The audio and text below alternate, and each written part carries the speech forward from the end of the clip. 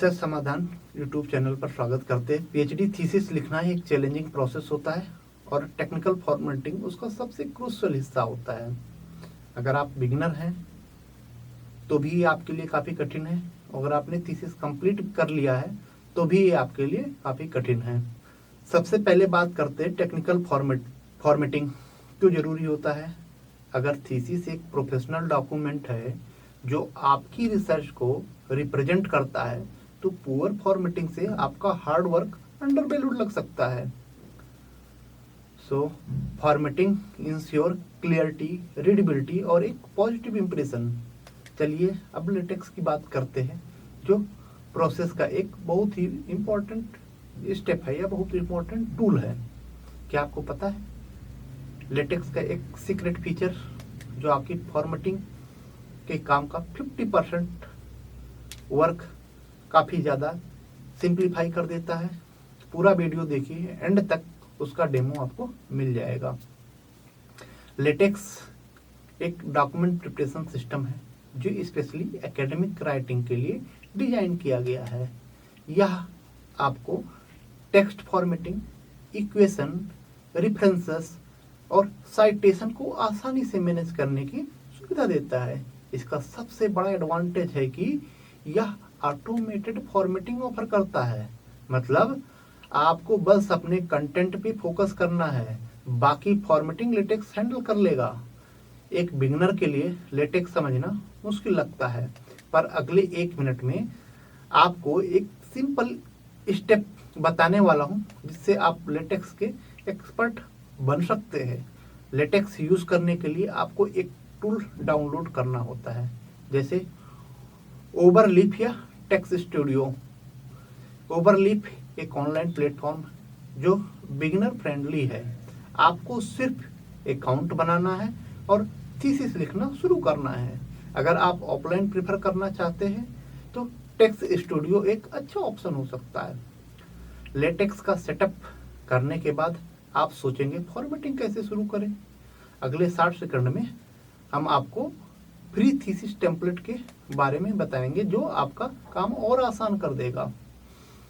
Formatting के लिए सबसे पहला स्टेप है एक टेम्पलेट का यूज़ करना। इंटरनेट पे यूनिवर्सिटी के प्री डिजाइन टेम्पलेट मिलते हैं जो आपको स्ट्रक्चर फॉलो करने में मदद करते हैं। ओवरलीफ पे जा करके पीएचडी थीसिस टेम्पलेट सर्च कीजिए और अपने काम के हिसाब से कस्टमाइज कर लीजिए। टेम्पलेट से आप चैप्टर, सेक्शन और सब सेक्शन को आसानी से डिवाइड कर सकते हैं। आपने टेम्पलेट तो डाउनलोड कर लिया, लेकिन क्या आपको पता है कि एक सिंगल कमांड से आप रेफरेंस और बिब्लियोग्राफी ऐड कर सकते हैं। चलिए देखते हैं आगे क्या कर सकते हैं हम। लेटेक्स में रेफरेंस मैनेज करना बहुत ही आसान है। आपको बस एक .bib फाइल बनानी होती है जो आपके रेफरेंस का डेटाबेस होता है। फिर लेटेक्स में /cite कमांड का यूज करके इन टेक्स्ट साइटेशन ऐड कर सकते हैं। यह तरीका माइक्रोसॉफ्ट वर्ड से काफ़ी इफिशियंट है क्योंकि यह ऑटोमेटिकली रेफरेंस को अल्फाबेटिकली अरेंज कर देता है। आप सोच रहे होंगे यह सब तो ठीक है, पर कॉम्प्लेक्स इक्वेशन और फिगर्स का क्या? अगले सेगमेंट में हम इसी बात को समझेंगे। साइंटिफिक थीसिस में इक्वेशन का होना बहुत ही ज़्यादा ऑब्वियस है। लेटेक्स के साथ आप ब्यूटीफुली फॉर्मेटेड इक्वेशन लिख सकते हैं। एग्जाम्पल के लिए अगर आपको E=mc² लिखना है तो बस आपको लिखना होगा। कॉम्प्लेक्स मैथमेटिकल नोटेशन के लिए लेटेक्स एक परफेक्ट टूल होता है। आपकी थीसिस सिर्फ टेक्स्ट और इक्वेशन में फिगर और टेबल्स भी बनी होनी चाहिए। आपकी थीसिस सिर्फ टेक्स्ट और इक्वेशन नहीं, फिगर्स और टेबल में भी होनी चाहिए। क्या आप जानते हैं कि लेटेक्स में एक सिंपल कमांड से आप प्रोफेशनली स्टाइल्ड टेबल बना सकते हैं। टेबल्स और फिगर को लेटेक्स में इंसर्ट करना बहुत ही सिंपल है। टेबल्स के लिए /begin टेबल और एंड टेबल इन्वायरमेंट का यूज़ करते हैं। फिगर के लिए आपको स्लैश इंक्लूड ग्राफिक्स कमांड का यूज़ करना होता है। यह सब ऑटोमेटिकली कैप्शन और नंबरिंग ऐड करना रहता है। टेक्निकल फॉर्मेटिंग का एक और इम्पॉर्टेंट एस्पेक्ट होता है स्टाइल गाइड का फॉलो करना। अगले सेगमेंट में मैं बताऊंगा कि स्टाइल गाइड को इफिशिएंटली कैसे फॉलो करें। अलग अलग यूनिवर्सिटी का अपना स्टाइल गाइड होता है जो font size, margin, spacing etcetera को डिफाइन करता है। लेटेक्स में आप प्री डिफाइंड क्लास फाइल का यूज़ कर सकते हैं जो आपको यूनिवर्सिटी की स्टैंडर्ड फॉलो करने होते हैं। फॉर एग्जांपल आर्टिकल या रिपोर्ट क्लास का यूज़ करना।